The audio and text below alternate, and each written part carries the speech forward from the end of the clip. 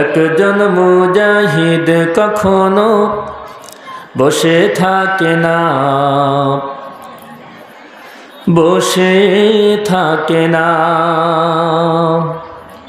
একজন মুজাহিদ কখনো বসে থাকে না, বসে থাকে না। যতই আসুক বাধা, যতই আসুক বিপদ, ভেঙে পড়ে না, ভেঙে পড়ে না। একজন মুজাহিদ কখনো বসে থাকে না, বসে থাকে না। অর্থবিত্ত নাই বা থাকলো তার, নাই বা থাকলো সাজানো সংসার। অর্থবিত্ত নাই বা থাকলো তার, নাই বা থাকলো সাজানো সংসার। তবুও সে সামনে চলে, তবুও সে সামনে চলে, থমকে দাঁড়ায় না, থমকে দাঁড়ায় না। একজন মুজাহিদ কখনো বসে থাকে না, বসে থাকে না। যতই আসুক বিপদ, যতই আসুক বাধা, থমকে দাঁড়ায় না, থমকে দাঁড়ায় না। সম্মানিত ভাইরা আমার, এ বাংলাদেশের মানুষ ঈশার আজান শুনে ঘুমিয়ে যায়, ফজরের আজান শুনে জাগ্রত হয়। যে দেশে অসংখ্য পীর ওলিয়া উলিয়ারা ঘুমিয়ে আছে, সেই দেশে তাফসিরুল কোরআন মাহফিলের নামে যখন কথা বলার জন্য কে বা কাহারা কোথাও থেকে শুনতো, তখন তারা অনুমতি নেওয়ার প্রয়োজন মনে করত। কথা বলেন ঠিক কিনা? সম্মানিত ভাইরা আমার, আমার কথা হলো, যেটা দ্বিতীয় বৃহত্তর মুসলিম রাষ্ট্র, ঈশার আজান শুনে যে মুসলমানেরা ঘুমিয়ে যায়, আবার ফজরের আজান শুনে যে মুসলমানেরা জাগ্রত হয়, সেই বাংলাদেশের তাফসির মাহফিলের অনুমতি কিসের প্রয়োজন? কথা বলেন ঠিক কিনা? যারা আপনারা অনুমতির প্রয়োজন মনে করতেন, আজকের এই 6 মাস আপনাদের এই শ্বাসরুদ্ধকর পরিবেশ থেকে উন্মুক্ত হয়েছে বাংলাদেশ। হাজার হাজার তাফসির মাহফিল হচ্ছে, আজও পর্যন্ত তাফসির মাহফিলে কোনো গ্যাঞ্জাম হয়েছে কোনো নজির নেই। কথা বলেন ঠিক কিনা? সম্মানিত ভাইরা আমার, তাহলে সেই সময় এত অনুমতির প্রয়োজন কিসের হতো? সম্মানিত ভাইরা আমার, বর্তমান অন্তর্বর্তীকালীন সরকার প্রধান যিনি আছেন ডক্টর ইউনূস, উনি কি এই তাফসির মাহফিলের প্রয়োজন নেওয়ার মতো কোনো নির্দেশ দিয়েছে? সম্মানিত ভাইরা আমার, বর্তমান বাংলাদেশে নির্বিঘ্নে তাফসিরুল কোরআন মাহফিল হচ্ছে, কোনো প্রয়োজন মনে হয় না, কোনো বক্তা গ্রেপ্তার হয় না, কোনো শ্রোতাও মানে গ্রেপ্তার হচ্ছে না। কথা বলেন ঠিক কিনা? সম্মানিত ভাইরা আমার, এমন একটি পরিবেশ আমরা চাই কি চাই না? অবশ্যই চাই। সম্মানিত ভাইরা আমার, আল্লাহ তাআলা আজকের যারা এই তাফসিরুল কোরআন মাহফিলের জন্য পরিবেশ তৈরি করে দিয়েছেন, দিচ্ছেন, আল্লাহ তাআলা তাদেরকে মাফ করে দিন এবং তাদের উপরে আল্লাহ তাআলা রহমত এবং করুণা দান করুন। সবাই বলি আল্লাহুম্মা আমিন। সম্মানিত ভাইরা আমার, আল্লাহ রাব্বুল আলামিন বলেন, ইয়া আইয়ুহাল্লাযীনা আমানু মা লাকুম ইযা কিলা লাকুম ইনফিরু ফি সাবিলিল্লাহ في سبيل الله ثاقلتم إلى الأرض أرضيتم بالحياة الدنيا من الآخرة فما متاع الحياة الدنيا في الآخرة إلا قليل। الله تعالى বলেন, হে ইমানদারগণেরা, যখন তোমাদেরকে আমার পথে ডাকা হয়, তখন তোমরা জমিনকে আঁকড়ে ধরো। তোমরা কি আখিরাতের জীবনকে বাদ দিয়ে দুনিয়ার জীবন নিয়ে সন্তুষ্ট হয়ে গিয়েছ? অথচ আখিরাতের জীবনের তুলনায় দুনিয়ার জীবন অত্যন্ত নগণ্য। সম্মানিত ভাইরা আমার, আয়াতখানা এমন একটি সময় নাজিল হলো, বিশ্বনবী সাল্লাল্লাহু আলাইহি সাল্লাম যখন তবুক যুদ্ধের জন্য সাহাবায়ে কিরামদেরকে ডাক দিল, সাহাবীরা বললেন, ইয়া রাসূলুল্লাহ, ইয়া হাবিবাল্লাহ, ইতিমধ্যেই তায়েফের ময়দান থেকে আসলাম, হুনাইনের ময়দান থেকে আসলাম, প্রচণ্ড গরমের সময়। ও নবী, আমাদের ফসলগুলো কাটার সময় হয়েছে, ঘরে তোলার সময় হয়েছে, আবারও যদি তবুকের ময়দানে চলে যাই তাহলে আমাদের ফসলগুলো ঘরে ওঠাতে পারবো না। যখন মুসলমানের এমন কথা বললেন, আল্লাহ পাক রব্বুল আলামিন মুসলমানদের এই কথাগুলো পছন্দ না করে আয়াত নাজিল করে বললেন, হে ঈমানদারগণেরা, তোমাদের কি হলো? যখন তোমাদেরকে ডাকা হয় তখন তোমরা জমিনকে আঁকড়ে ধরো, জমিনকে খামছে ধরো। এই জমিন শব্দের অর্থ হলো তোমাদের ধন সম্পদ, জমিন শব্দের অর্থ হলো তোমাদের ব্যবসা বাণিজ্য, জমিন শব্দের অর্থ হলো তোমাদের টাকা পয়সা, গাড়ি বাড়ি। জমিন শব্দের অর্থ হলো দুনিয়াতে আল্লাহকে ভুলে মনের খায়েশ অনুযায়ী চলা। কথা বলেন ঠিক কিনা? আল্লাহ তাআলা বলেন, ইয়া আইয়ুহাল্লাযীনা আমানু লা তুলহিকুম আমওয়ালুকুম ওয়ালা আওলাদুকুম আন যিকরিল্লাহ ওয়া মান ইয়াফআল যালিকা ফাউলাইকা হুমুল খাসিরুন। সম্মানিত ভাইরা আমার, আল্লাহ তাআলা বলেন, হে ঈমানদারগণেরা, তোমরা যেন তোমাদের সম্পদ এবং তোমাদের সন্তানের কারণে আমার পথ থেকে, আমার রাস্তা থেকে গাফেল হয়েও না। তারা যেন গাফেল না করে দেয়।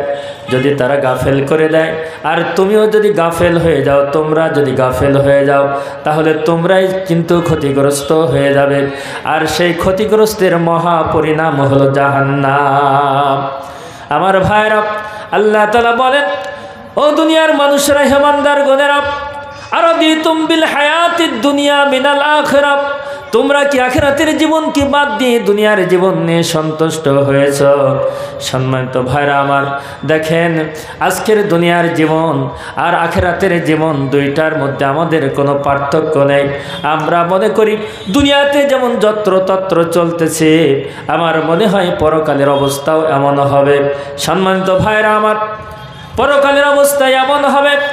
অথচ আজকে আমরা আল্লাহর হুকুমকে লঙ্ঘন করছি, আল্লাহর বিধানকে লঙ্ঘন করছি। দুইটা মাত্র কারণ, একটা হলো তার সম্পদ, আর একটা হলো সন্তান। মনে করেন আপনি আমি যে সম্পদ অর্জন করি, ব্যাংক ব্যালেন্স করি, ব্যবসা বাণিজ্য, গাড়ি বাড়ি, এটা কিন্তু আপনি আমার জন্য না, আপনার জন্য না। এটা আমরা কিন্তু আমাদের নিজেদের জন্য কেউ কিছু করি না, বরং সন্তানদের জন্য করি। কিন্তু আপনি আমি কি কখনো ভেবে দেখেছি সন্তানদের জন্য এই ব্যবসা বাণিজ্য, গাড়ি বাড়ি, টাকা পয়সা?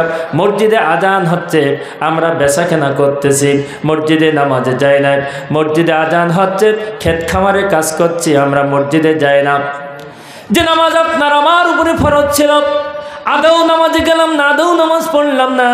কিন্তু আপনি আমি কখনো কি ভেবে দেখেছি এই সম্পদ ব্যাংক ব্যালেন্স করে যখন আপনি আমি মারা যাব, মারা যাওয়ার সঙ্গে সঙ্গে আপনার আমার স্বাক্ষর কিন্তু আর কোনো কাজে লাগবে না? কথা বলেন ঠিক কিনা? সম্মানিত ভাইরা আমার, শুধু তাই নয়, আপনি আমি যেই মৃত্যুবরণ করব, যে বিল্ডিং বাড়াখানা আমরা তৈরি করে থাকি, 2 তলা 5 তলা 10 তলা 20 তলা, আপনার যে তলায় মৃত্যু হোক না কেন, সঙ্গে সঙ্গে আপনার মাথার থেকে বালিশটা কেড়ে নেওয়া হবে, আমার মাথার থেকে বালিশটা কেড়ে নেওয়া হবে। দুনিয়ার চতুর্দিকে সংবাদ হয়ে যাবে, অমুক ব্যক্তি মারা গিয়েছে। সন্তানরা এসে হাউমাউ করে কান্নাকাটি করবে, মেয়েরা হাউমাউ করে কান্নাকাটি করবে, স্ত্রীও হাউমাউ করে কান্নাকাটি করবে। সম্মানিত ভাইরা আমার, যার স্বামী চলে গিয়েছে ওই স্ত্রী কেবলমাত্র জানে স্বামীর কি অভাব, আর যার স্ত্রী চলে গিয়েছে ওই স্বামী জানে একমাত্র স্ত্রীর কি অভাব, অন্য কেউ জানবে না। সম্মানিত ভাইরা আমার, তাহলে স্বামী মারা গেল, স্ত্রী একদিকে স্বামীর চিন্তা, অপরদিকে সন্তানরা আব্বা হারা হয়ে গেল, আব্বার অভাবকে পূরণ করবে। একদিকে স্বামীর চিন্তা, একদিকে সন্তানদের চিন্তা করে যেন পাগলিনী হয়ে যায়। এই স্ত্রী আপনার আমার জন্য হয়তো কান্নাকাটি করে বেহুশ হয়ে পড়বে ঠিকই, কিন্তু একটা সময়ের ব্যবধানে স্ত্রীও ভুলে যাবে, সন্তানরাও ভুলে যাবে। 1 মাস 2 মাস 6 মাস 1 বছর 2 বছর হয়ে যাবে, আপনার আবার কবরের কথাও কিন্তু তাদের মনে থাকবে না। কথা বলেন ঠিক কিনা আমার ভাইরা? কিন্তু আপনার আমার অনন্ত জীবন শুরু হয়ে যাবে, মৃত্যুর পরের জীবন শুরু হয়ে যাবে। এই মৃত্যুর পরের জীবন শুরু হয়ে যাবে, আর কখনো এই জীবন শেষ হবে না। কথা বলেন ঠিক কিনা? হবে নাকি? আবার তো ফিরে আসা যাবে নাকি? সম্মানিত ভাইয়ের আমার, তাহলে আমরা কেন দুনিয়ার জীবন নিয়ে এত ব্যস্ত হয়ে গেলাম? আমরা যারা এখানে আসি, আমরা এখান থেকে আজকে রওদাবদ্ধ হয়ে যাচ্ছি, এখনো 60 বছর বাঁচবো। কয় বছর? কমপক্ষে 60 বছর বাঁচবো। 50 বছর, 40, 20 বছর, 10 বছর, 1 ঘন্টা, 1 মিনিট। সম্মানিত ভাইয়ের আমার, তাহলে 60 বছর নয়, 40 বছর নয়, 20 বছর নয়, 1 বছর নয়, 1 মিনিটের গ্যারান্টি যদি আমাদের না থাকে, তাহলে আমরা কোন ইচ্ছায়, কোন আশায় আপনার আমার পরকালকে জনম জ্বলিয়ে দিয়ে দুনিয়ার জীবন নিয়ে ব্যস্ত হয়ে গেলাম? পরকালের কথা কোনো মনে থাকে না। সম্মানিত ভাইরা আমার, 5 ওয়াক্ত নামাজ আদায় করি না, জামাতে যাই না, দান সদকা করি না, কবরের কথা মনে করি না, পিতামাতা মৃত্যুবরণ করছে তাদের কথা স্মরণ করি না। আজকের একটু দেখেন তো, দাদা আব্বা চাচা এভাবে কিন্তু মরতে মরতে এখন আজরাইল পেশা আমাদের পাশে চলে এসে। কথা বলেন ঠিক কিনা? একটা স্বাভাবিক ধারণা অনুযায়ী বয়সের আনুপাতিক হারে মনে করেন আমি আব্দুস সবিরের বয়স 50 বছর। 50 বছর বয়স কি কম? সম্মানিত ভাইরা আমার, তাহলে সামনে আর কত বয়স আল্লাহ তাআলা নিয়ে যেতে পারেন? বেশি দিন না। সম্মানিত ভাইরা আমার, তারপরেও আমরা এই দুনিয়াতে ফিতনা ফাসাদ, হাইজ্যাকি, লুটতারাজ, হত্যা, সন্ত্রাস, লুণ্ঠন সব কিছু আপনার আমার দ্বারাই হচ্ছে। কথা বলেন ঠিক কিনা? সম্মানিত ভাইরা আমার, এ বাংলাদেশ মুসলিম একটি রাষ্ট্র, যে বাংলাদেশে লক্ষ লক্ষ মসজিদের দেশ, যে বাংলাদেশ লক্ষ লক্ষ মাদ্রাসার দেশ, সেই দেশে নামাজ পড়তে গেলেও মুসল্লিদেরকে প্রাণ হাতে করে নিয়ে যেতে হয়। কথা বলেন ঠিক কিনা? সম্মানিত ভাইরা আমার, এমন একটি সময় গেছে, এমন একটা সময় অতিবাহিত করতে হয়েছে, মুসল্লিরা মসজিদে গিয়েছে, আবার ফিরে বাড়ি যেতে পারবে কিনা গ্যারান্টি ছিল? কথা বলেন, গ্যারান্টি ছিল? কোনো গ্যারান্টি ছিল না। আপনারা জানেন, এদের কাছে নামাজও নিরাপদ ছিল না। এমনকি মানুষের সবচেয়ে মর্মান্তিক একটা মুহূর্ত জানাজার নামাজ। কথা বলেন ঠিক কিনা? এই জানাজার নামাজও তাদের কাছে নিরাপদ ছিল না। কথা বলেন ঠিক কিনা? সম্মানিত ভাইরা আমার, আপনারা জানেন এই সাতক্ষীরা জেলার বর্ষিয়ান নেতা, বর্ষিয়ান আলিমেদিন মাওলানা রফিকুল ইসলাম, ওনার জানাজায় যে আপনার শত শত মানুষ গ্রেপ্তার হয়েছিল। কথা বলেন ঠিক কিনা? আমি আব্দুস সবুরও গ্রেপ্তার হয়েছিলাম। সম্মানিত ভাইরা আমার, যে বাংলাদেশ দ্বিতীয় বৃহত্তর মুসলিম রাষ্ট্র, লক্ষ লক্ষ মসজিদ মাদ্রাসার বাংলাদেশ, সেই বাংলাদেশের মুসলমানেরা যদি আপনার জানাজার নামাজ থেকে মুসল্লিদেরকে গ্রেপ্তার করে, তারা কি করে মুসলমান বলে দাবি করে? কথা বলেন ঠিক কিনা? তাদের অনুসারীও তারা হতে পারে না, কোনো মুসলমান হতে পারে না। কথা বলেন ঠিক কিনা? সম্মানিত ভাইরা আমার, আল্লাহ তাআলা বলেন, যদি তোমরা আখিরাতের জীবনকে যদি ভুলে না যেতে, তাহলে তোমরা জানাজার নামাজ থেকে মানুষদেরকে গ্রেপ্তার করতে পারতে না। যদি তোমরা আখিরাতকে ভুলে না যেতে, তাহলে মসজিদ থেকে মুসল্লিদেরকে গ্রেপ্তার করতে পারতে না। কথা বলেন ঠিক কিনা? আমার ভাইরা, আল্লাহ তাআলা বলেন, ফামা মাতাউল হায়াতিদ দুনিয়া ফিল আখিরাতি ইল্লা কলিল। ও দুনিয়ার মানুষেরা, তোমরা যে দুনিয়ার জীবন নিয়ে সন্তুষ্ট হয়ে গিয়েছো, ওই দুনিয়া আখিরাতের জীবনের তুলনায় অত্যন্ত নগণ্য। সম্মানিত ভাইরা আমার, উদাহরণ দিলে বোঝা যাবে, একটা সূচ নিয়ে যদি সাগর মহাসাগরের পাশে যাওয়া হয়, আর এই সূচটা নিয়ে যদি সাগরের পানিতে যদি সূচটা ডাবিয়ে দেওয়া হয়, সূচের মাথায়, সূচের আগায় যে পানিটুকু লাগবে, তামাম সাগরের পানি যেন সব শুকিয়ে যাবে। কথা বলেন ঠিক কিনা? যাবে?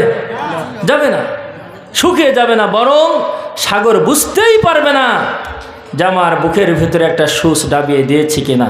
কিন্তু এই সূচটা যদি কারোর পিঠে দেওয়া হয়, হ্যাঁ, ঠেকানো মাত্রই সূচটা ফুটে যাবে, মানুষ বুঝতে পারবে। মানুষের এত টেন্ডেন্সি।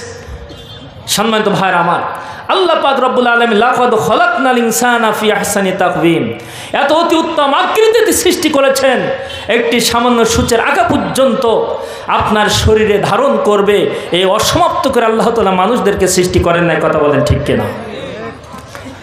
আমার ভাইরা, তাহলে সাগরের বুকে যখন সূচটা ডাবিয়ে দেওয়া হয়, এই সূচের মাথায় যে পানিটুকু লাগে সাগরের কোনো যায় আসে না, বোঝাও যায় না।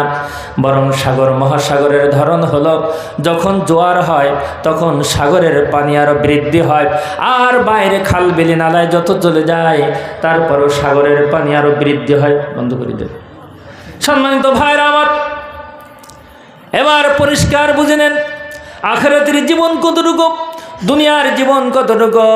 সাগরের পানির জীবনের সাথে, সাগরের পানির সাথে সূচের মাথায় যে পানিটুকু লেগেছে, এই সূচের মাথার পানি কিন্তু সাগরের পানির সঙ্গে কোনো তুলনা করা যাবে না। অতএব ওই সাগরের পানি হলো আখিরাতের জীবন, আর সূচের মাথায় যে পানিটুকু, এই পানিটুকু হলো আপনার আমার জীবন। কথা বলেন ঠিক কিনা?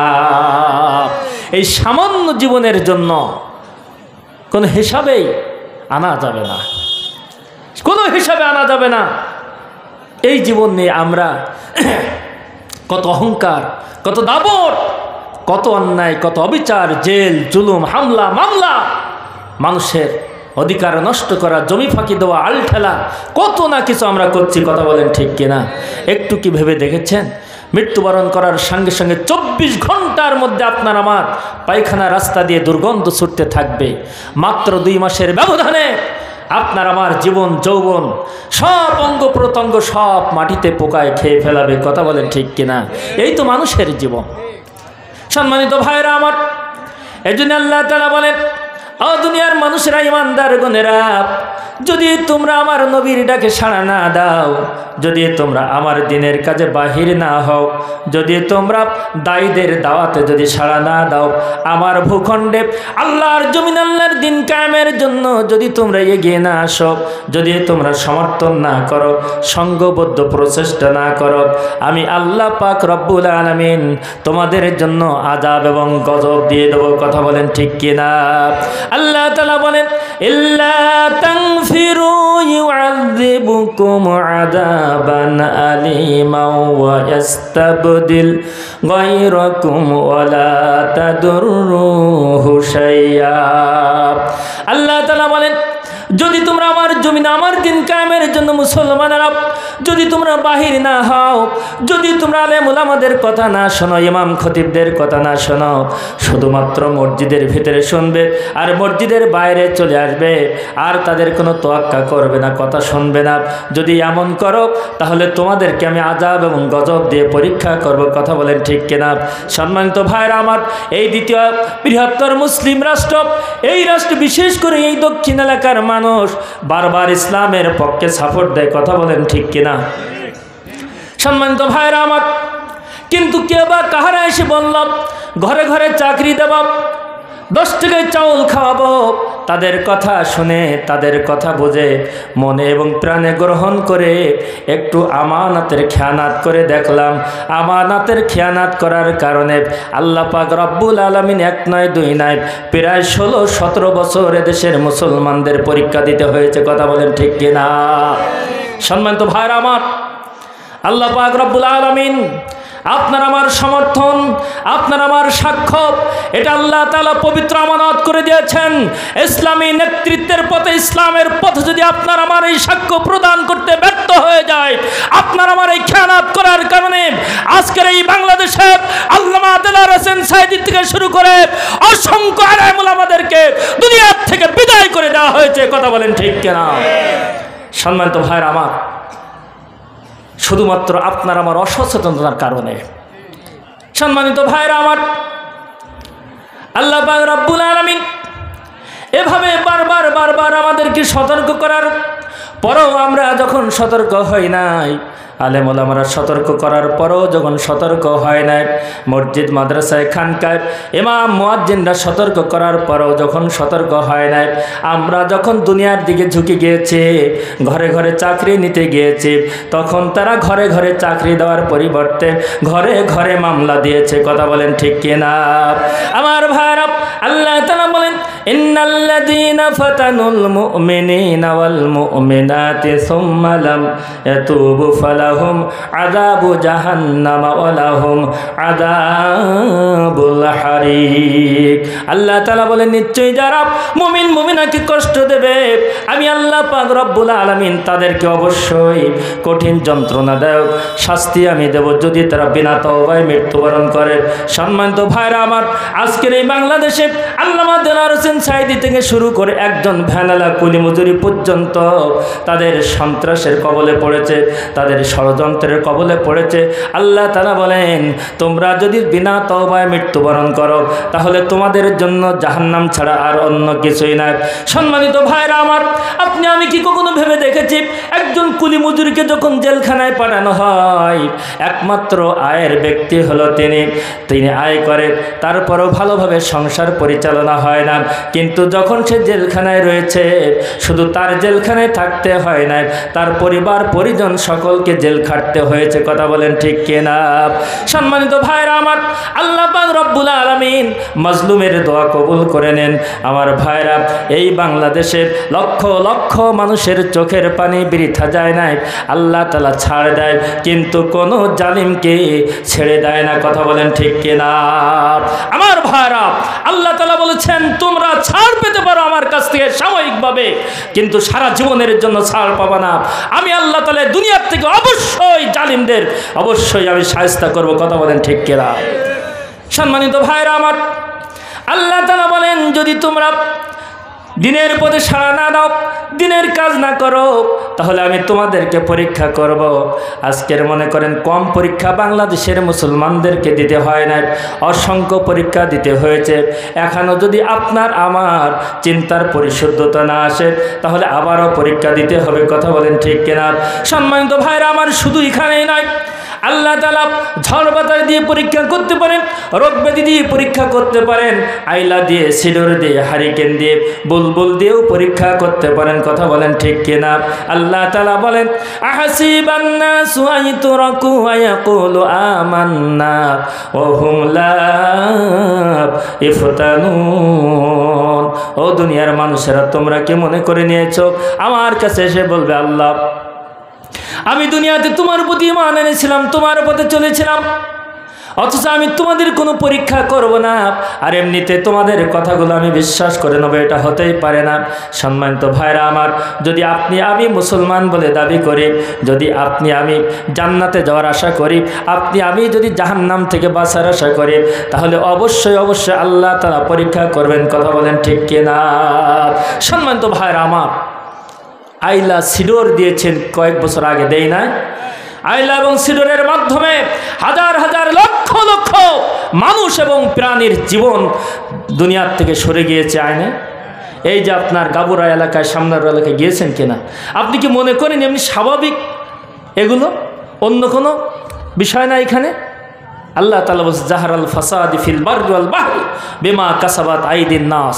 জলে এবং স্থলে যে সমস্ত বিপদ আপদ সংঘটিত হয়, এটা হলো মানুষের হাতের কামাই। কথা বলেন ঠিক কিনা? আমার ভাইরা, আল্লাহ তাআলা বলেন, ওয়ালাউ আন্না আহলাল কুরা আমানু ওয়াত্তাকাউ লাফাতাহনা আলাইহিম বারাকাতিম মিনাস সামাই ওয়াল আরদ। আল্লাহ তাআলা বলেন, ও দুনিয়ার মানুষেরা, আমি তোমাদেরকে বিপদ আবার মুসিবত দিয়ে পরীক্ষা করব না। যদি তোমরা আমার প্রতি ঈমান আনো, যদি জদপদের মানুষেরা আমার প্রতি ঈমান আনে, তাহলে আমি আল্লাহ তাআলা তাদেরকে আসমান এবং জমিনের বরকতের দরজা সব খুলে দেবো। জোরে বলেন সুবহানাল্লাহ। এই জন্য কারোর প্রতি দ্বারস্থ হওয়া যাবে না, একমাত্র দ্বারস্থ হতে হবে কার? আল্লাহ রাব্বুল আলামিনের। যদি আপনি আমি আল্লাহর বাইরে যদি কারোর কাছে দ্বারস্থ হই, বুঝতে হবে আপনার আমার মুসলমানিত্বের ভিতরে ত্রুটি আছে। কথা বলেন ঠিক কিনা? সম্মানিত ভাইরা আমার, আপনি আমি যদি মুসলমান দাবি করি তাহলে ঘাত প্রতিঘাত সহ্য করতে হবে ভাইরা আমার। আল্লাহ পাক রব্বুল আলামিন জান্নাত সৃষ্টি করলেন, জাহান্নাম সৃষ্টি করলেন।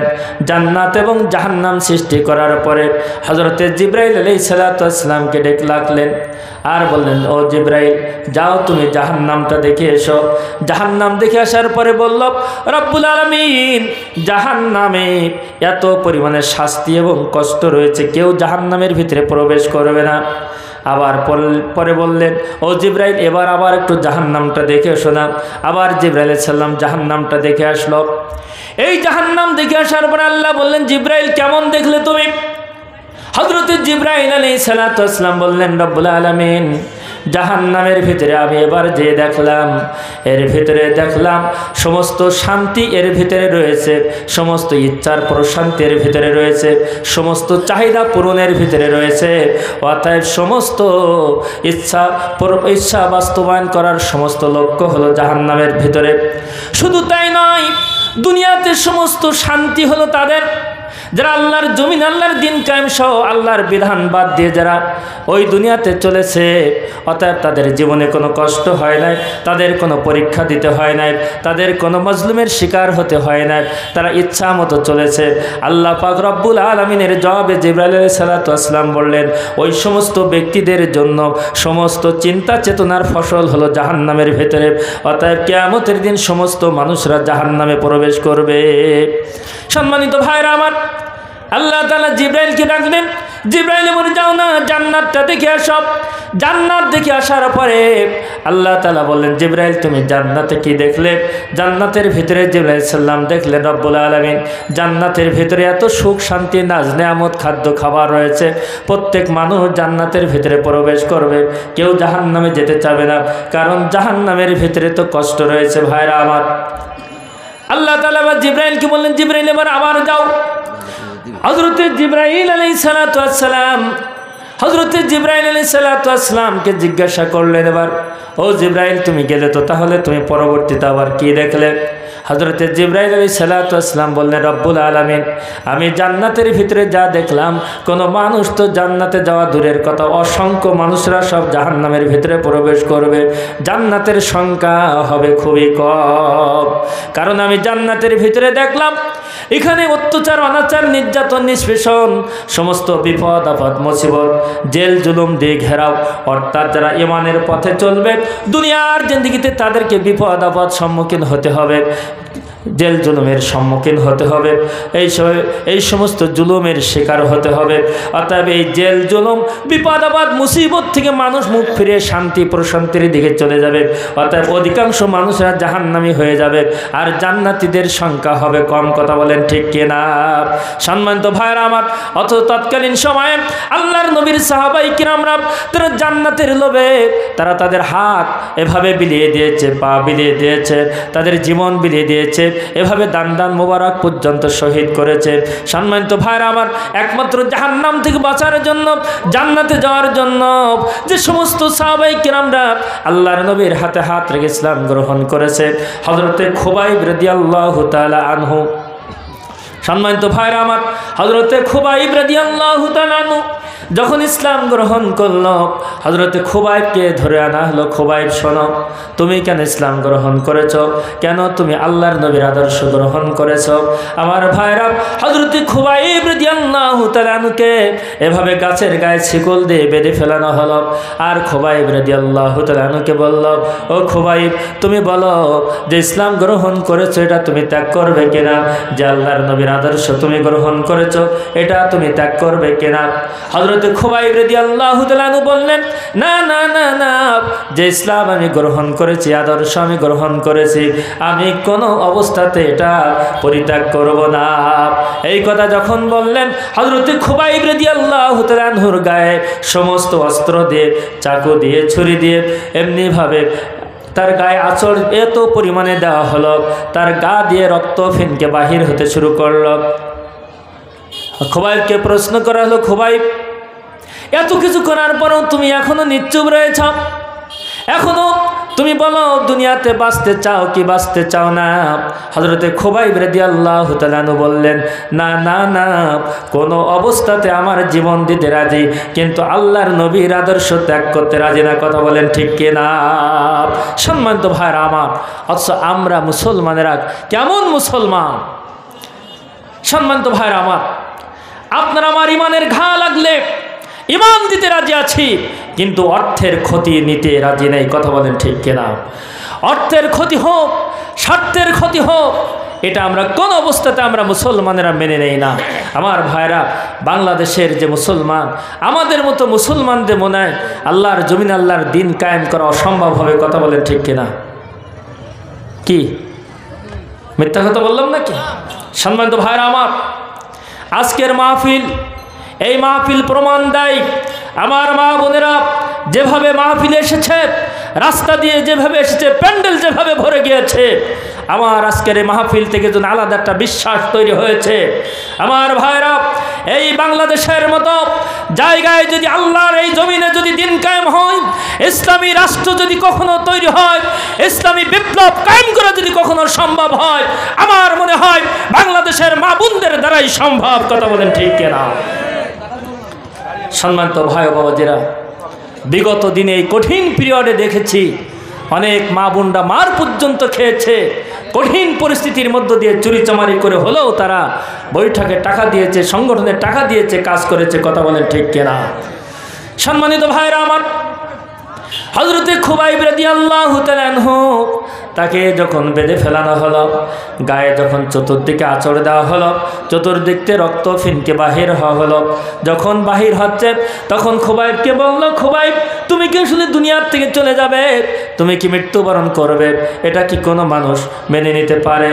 তখন খুবাইব বলল, না, আমার জীবন দিতে রাজি, কিন্তু আমি ইসলাম ত্যাগ করতে রাজি নয়। সম্মানিত ভাইরা আমার, খুবাইব রাদিয়াল্লাহু তাআলা আনহুকে এমনভাবে নির্যাতন করা হয়েছিল।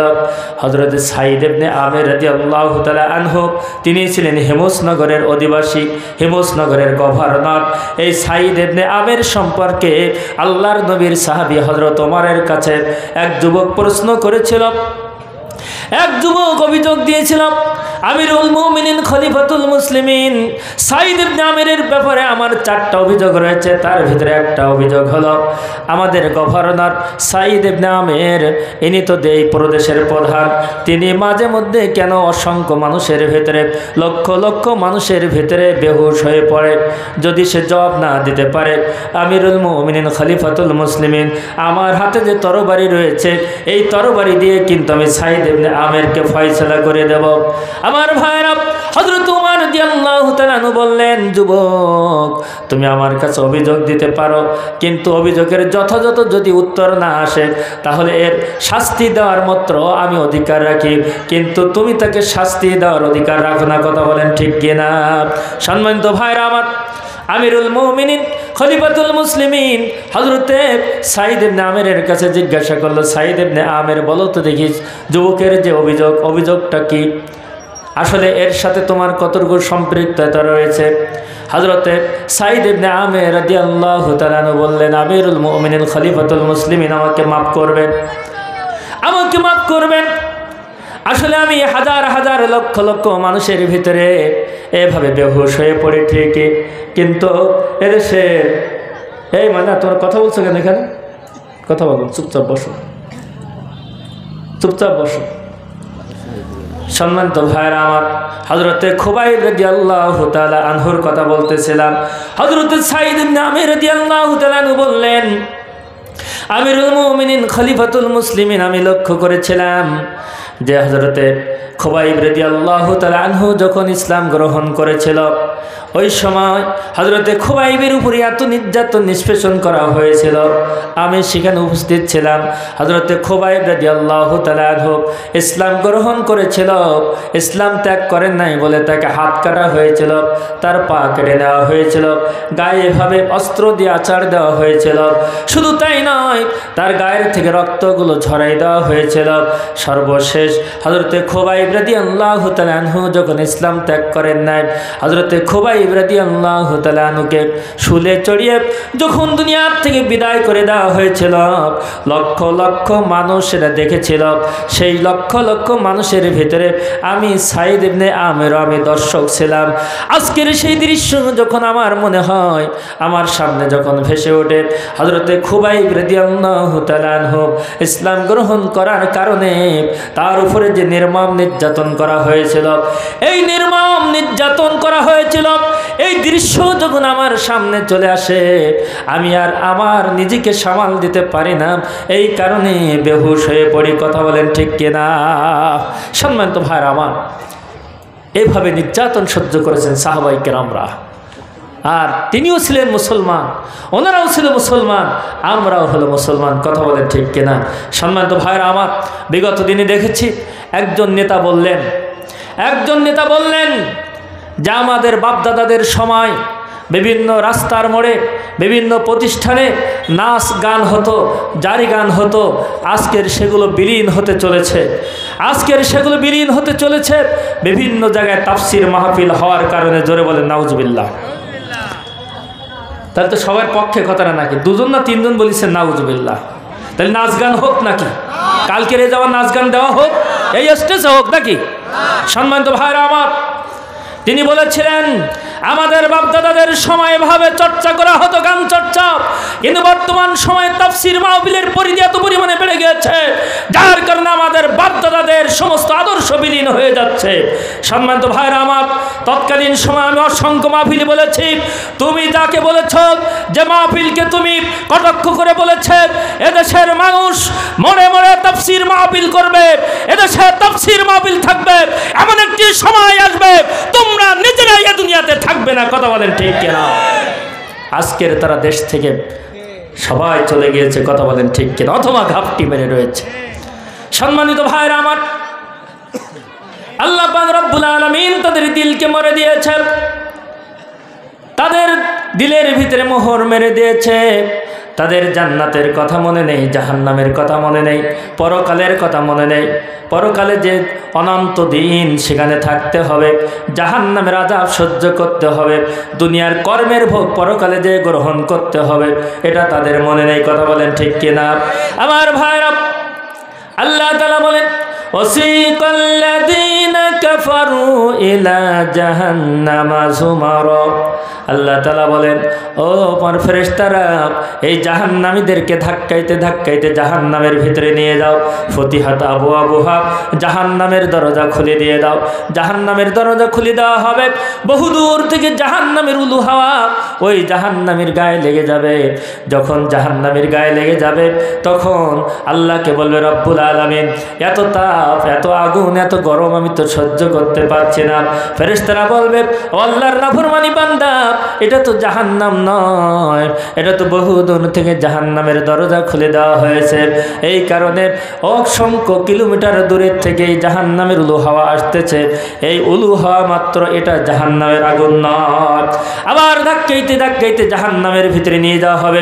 জাহান্নামের ভিতরে যখন দিয়ে দেওয়া হবে, তখন সে বলবে রব্বুল আলামিন, পানি পিপাসা লেগেছে, পানি পান করতে চায়। আমার ভাইরা, আল্লাহ তাআলা বলবেন, ও আমার ফেরেশতারা, তোমরা তাদেরকে ওই জাহান্নামীদের ক্ষত বিক্ষত জায়গা থেকে যে সংরক্ষণ করা হয়েছে, ওটা জাহান্নামের আগুন দিয়ে, তাপ দিয়ে গরম করে তাদেরকে পানি হিসাবে পান করতে দাও। পানি হিসাবে পান করবে। যখন পানি হিসাবে পান করবে, পায়খানা রাস্তা দিয়ে নাড়ি ভুড়ি বেরিয়ে আসবে। প্রচণ্ড ক্ষুধা লাগবে। আল্লাহকে বলবে রব্বুল আলামিন, ক্ষুধা লেগেছে। আল্লাহ তাআলা ফেরেশতাদেরকে বলবে, ও আমার ফেরেশতারা, জাক্কুম গাছ খেতে দাও, কাঁটাযুক্ত খাদ্য, অত্যন্ত তিতো রস। আল্লাহর নবী বলেন, এই জাক্কুম গাছের এক বালতি রস যদি দুনিয়াতে দেওয়া হয়, তামাম দুনিয়ার সমস্ত খাদ্য বস্তু সব এত তিতো হয়ে যাবে। তামাম দুনিয়ার চিনি গুড় যদি দেওয়া হয়, মধু দেওয়া হয়, একটি খাদ্য পর্যন্ত মিষ্টি করা সম্ভব নয়। সম্মানিত ভাইরা আমার, এই জাহান্নামীদের খাদ্য, জাহান্নামীদের পাওনা। সম্মানিত ভাইরা আমার, পক্ষান্তরে যারা জান্নাতে যাবে, তাদেরকে আল্লাহ তাআলা ফেরেশতাদেরকে বলবে ওয়াসিকাল্লাযীনা তাকাউ রাব্বাহুম ইলাল জান্নাতি যুমারা, তাদেরকে পাজা খোলা করে নিয়ে জান্নাতের ভিতরে প্রবেশ করিয়ে দাও। আর জান্নাত এমন একটা জান্নাত, এই তামাম দুনিয়াটা যত বড় এরকম 10টা দুনিয়ার সমান হবে জান্নাত। জোরে বলেন সুবহানাল্লাহ। সম্মানিত ভাইরা আমার, সেখানে জান্নাতীদের খাওয়ার জন্য, নাজ নিয়ামত, বসবাস করার জন্য, চলাফেরার জন্য কোনো কিছুর ঘাটতি থাকবে না। একটা ইচ্ছা পূরণ করা সম্ভব হবে না, সেটা হলো আর যদি শহীদরা আসতে চাইবে দুনিয়াতে, ওই ইচ্ছাটা তাদের পূরণ করতে দেওয়া হবে না, বাকি সমস্ত ইচ্ছা পূরণ হয়ে যাবে। সম্মানিত ভাইরা আমার, কিন্তু যারা জাহান্নামী হয়ে যাবে, জাহান্নামীদেরকে এত কষ্ট, এত নির্যাতন, নিষ্পেষণ করা হবে তার ভিতরে।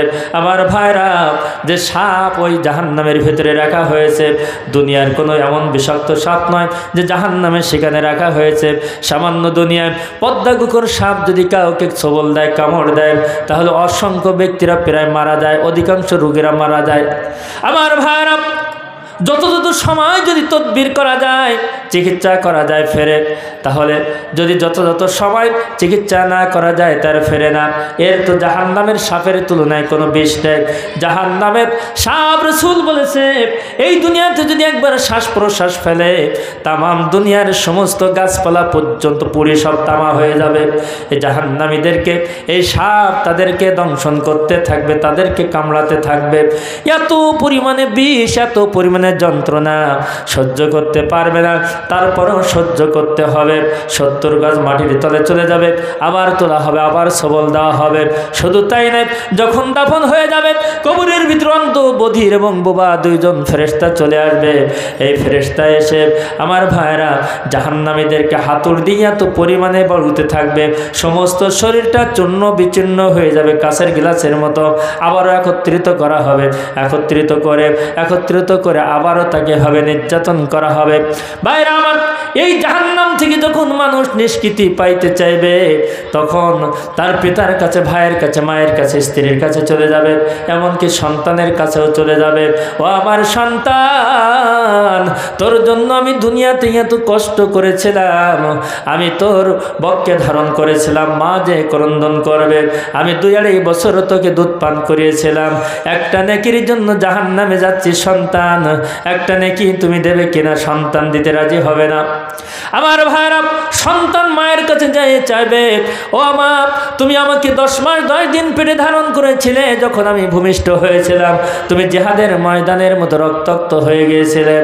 ও মা, আপনি আমাকে দুধগুলো পান করিয়েছেন, নিজে না খেয়ে খাওয়াইছেন, পড়েছেন, আজকের একটা নেকির জন্য জাহান্নামে চলে যাচ্ছে, একটা নেকি দিবেন কিনা? সন্তানের তখন জবাব দেবে, মা, আমার দুনিয়াতে কোনো বিয়ে শাদী পর্যন্ত হয় নাই। কথা বলেন ঠিক কিনা? আল্লাহ তাআলা বলেন, ইয়াউমা ইয়াফিরুল মারউ মিন আকিহি ওয়া উম্মিহি ওয়া সাহিবাতিহি ওয়া বানিহি। এর ভিতরে আল্লাহ তাআলা বলেন, সন্তান মায়ের কাছে যাবে, মা সন্তানের কাছে যাবে, কেউ কারোর জন্য ক্রন্দন করবে না। স্বামী স্ত্রীর কাছে চলে যাবে, ওই স্ত্রী তোমার মনের চাহিদা পূরণ করার জন্য কত না কি করেছে, তুমি একটা নেকি যদি না দাও তাহলে আমি জাহান্নামে চলে যাচ্ছি। স্ত্রী বলবে, না না, আমি তো তোমার সব কিছু করতে বলি নাই, কেন তুমি করেছিলে? আমি তোমাকে একটা নেকি পর্যন্ত দিতে পারবো না। পিতার কাছে যাবে, ভাইয়ের কাছে যাবে, মায়ের কাছে যাবে, কেউ কারোর জন্য গলবে না। এই কারণে ভাইরা আমার, আপনি আমি যতক্ষণ দুনিয়া আছি, বুদ্ধিমান ওই ব্যক্তি যে ব্যক্তি নিজ হাতে পরকালের কথা চিন্তা করে দুনিয়াতে দান সৎকা করে যেতে হবে, দুনিয়াতে কাজ করে যেতে হবে, দুনিয়াতে আমল করে যেতে হবে। পরের ভরসা সন্তান আপনার জন্য কল্যাণে আসতেও পারে না।